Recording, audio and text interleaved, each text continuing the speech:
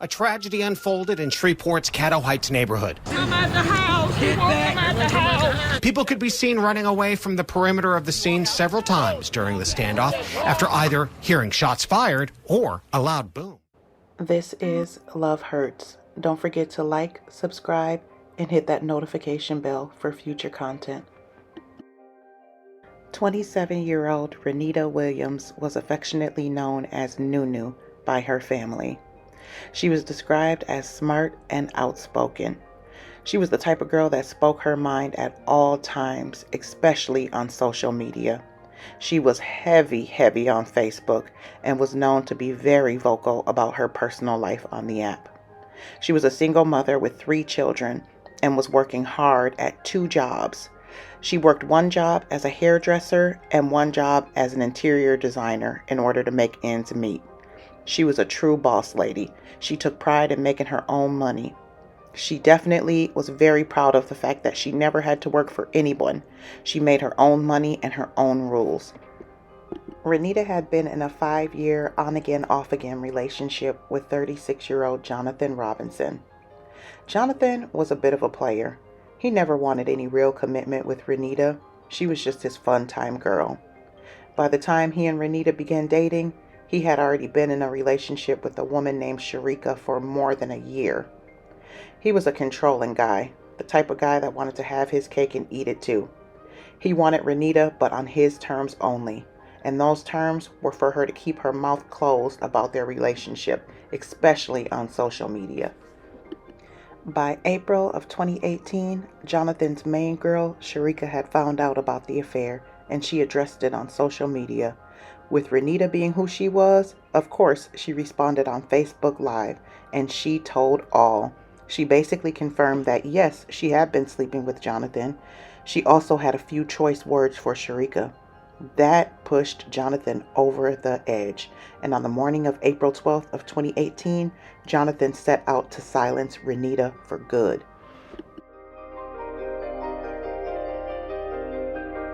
And right now, an accused killer is behind bars in Shreveport after a shooting during a standoff. He is also accused of shooting a police officer who is recovering from a gunshot wound. KSLA News 12's Jeff Farrow breaks down a chain of events during a very long and, for some, emotional day. A tragedy unfolded in Shreveport's Caddo Heights neighborhood when police say an alleged gunman, 36-year-old Jonathan Robinson, fatally shot a woman reportedly being held against her will inside a house on Natalie Street. Authorities say Robinson allegedly shot a Shreveport police officer in the wrist as well before being taken into custody. It was more than 10. It was 10 at first. They started shooting back at each other.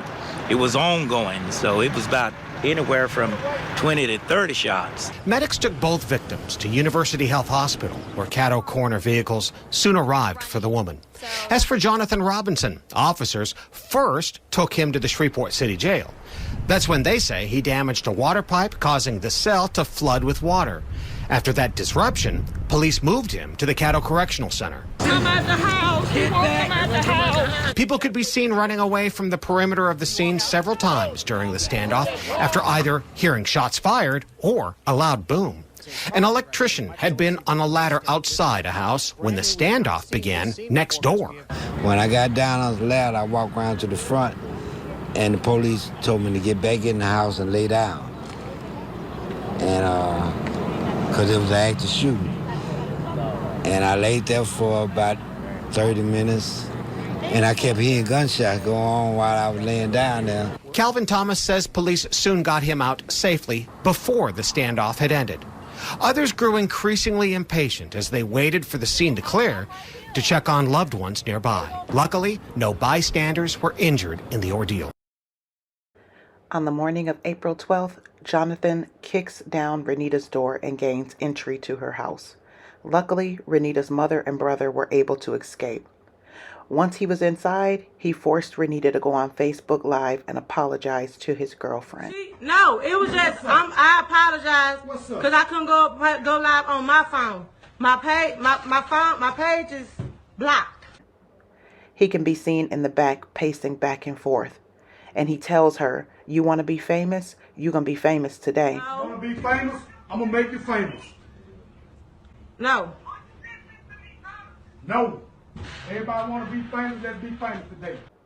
Within moments, gunfire can be heard, followed by Rannita screaming, "Jonathan, no, Jonathan, no." Once her phone falls, Jonathan can be heard yelling in the background, "Game over." No. Game over.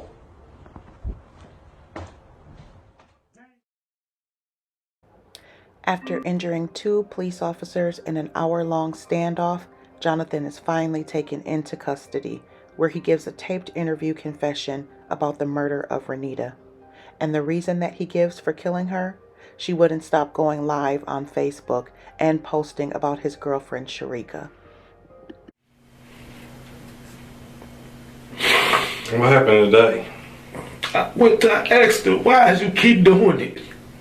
I asked her, I texted her, I called her, why? Stop. She wouldn't stop. I told my girl, I said, I'm going to tell her, I'm going to take care of her for you because she hurt you. And I hurt you, but she steady won't let up and stop messing with you.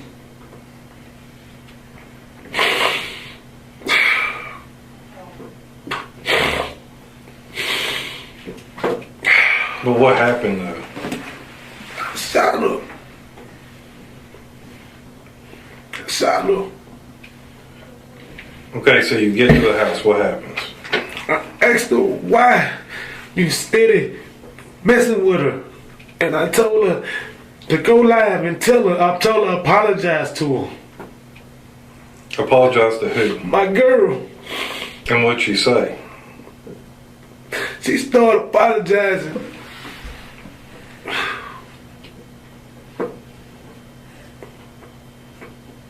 And then what happened? Just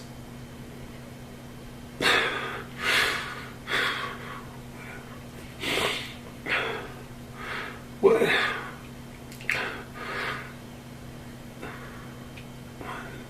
Wait a minute. She was apologizing, you know. The police came. I don't know. I don't know if they were trying to sneak up on me or what. I just seen them by a truck, a red truck, and we started shooting. And it's like,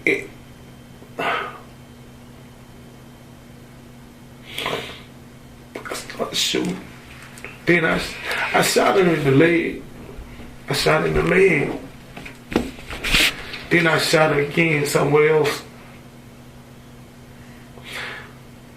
I can't really remember. I just know.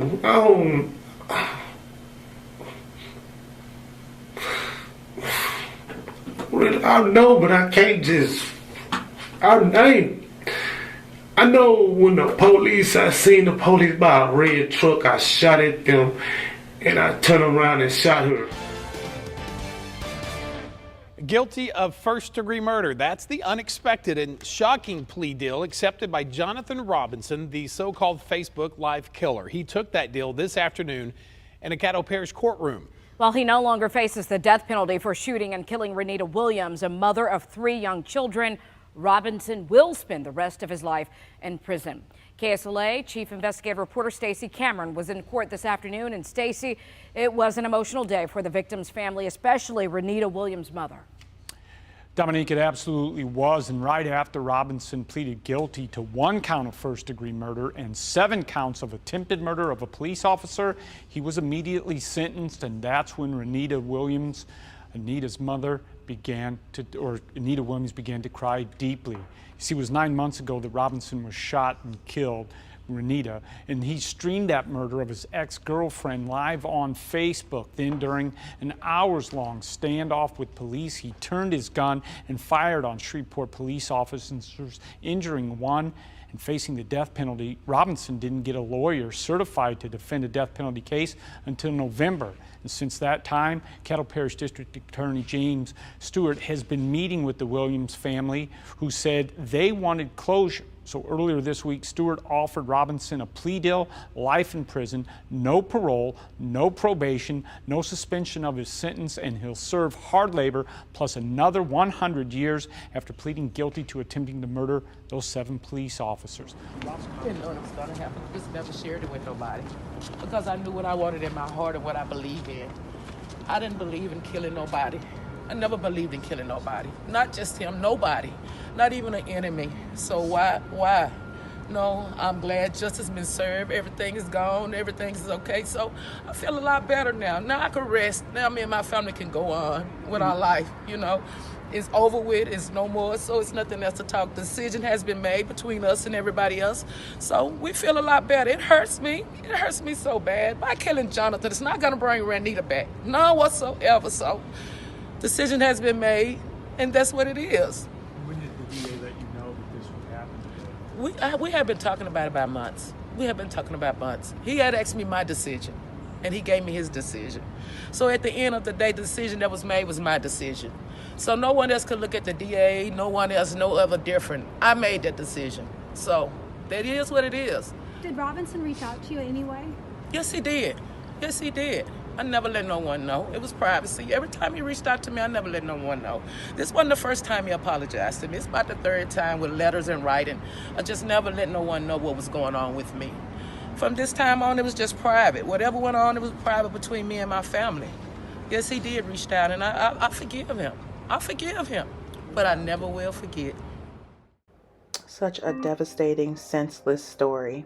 I mean, if Jonathan was so concerned about Rannita going live, talking about his girlfriend Sharika, the logical thing to do would have been to stop sleeping with her. You give Rannita ammunition to use against your girlfriend, but then you kill her because she uses it. Pure foolishness. My heart truly goes out to Rannita's family, friends, and loved ones, especially her 3 children who now have to grow up without a mother.